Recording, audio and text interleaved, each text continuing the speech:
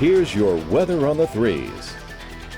All right, everyone, let's deep dive now into Tropical Storm Beta. We'll talk about what we're looking at, why the storm looks the way it does, and how that's going to be impacting us. And can't really have a conversation about Beta without talking about all the shear it's been facing. The center really exposed, although you are getting a burst of convection right now out along the center of circulation. A little too late. You notice all the dry air that's wrapped around it. High pressure sits down over in the Gulf of Mexico. That's going to slowly push it towards the west. It's been very weak steering currents, but this ridging kind of pushes it out towards Texas, and then you're going to get a short wave that moves through, and that's going to pick it back up and then turn it back around the northern side of that ridge and hang it back around us.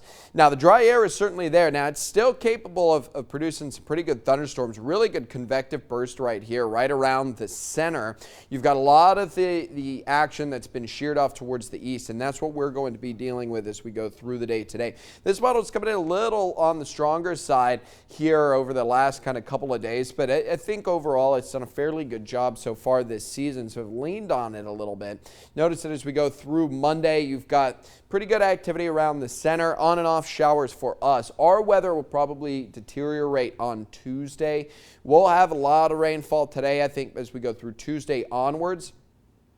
Tuesday, Wednesday in particular, that's when the low will kind of work its way through Louisiana, and that's when our weather is going to get just a little bit worse. And see that low kind of tracks here getting into Wednesday, coming up through southwest Louisiana. On and off showers expected all the way through getting into Wednesday, Thursday. This week, I think 3 to 6 inches worth of rainfall so far, going to be a fairly good bet. Now, our wind gusts are probably going to be sitting up about 25, 30 pretty consistently here, maybe peaking up as high as about 40 on Tuesday. I think that will probably be the highest. You're going to have gustier conditions on going down offshore as well. So 1 to 3 foot storm surge expected. Tide's going to be running a little bit on the higher side. The 3 to 6 inch rainfall is probably going to be the worst weather that we have. We do need to look out for the possibility of some flooding. We may, close to the coast, see maybe a foot, an area that catches about a foot of rain.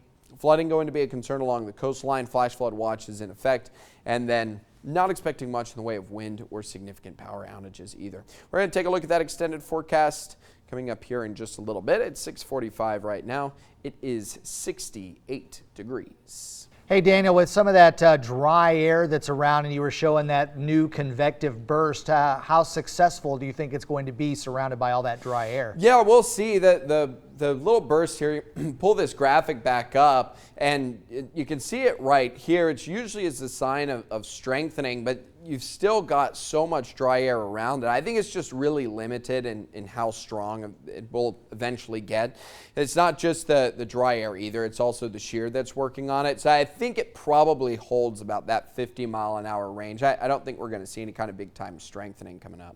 Now, the big question is after this curves off toward the northeast and exits the region, will it be able to bring down cooler, drier air? Because I've been seeing friends in the Midwest posting their pictures of frost. I was going through some of the model data today, and I think a little while afterwards it will kind of stay the kind of cool, muggy the way we were. But, you know, if the Euro is to be believed, then we may be catching some of this air down maybe towards the end of next week, midweek next week, end of next week. Hopefully, fingers crossed. Fall, you know, believe it or not, it actually starts officially tomorrow about 8:31, I think is the equinox. And we've got only 9 more days, and it'll be October. And October usually will bring us some kind of a change. Right. Thank you, Daniel. All right, well, your time right now is 6:46. Right now, the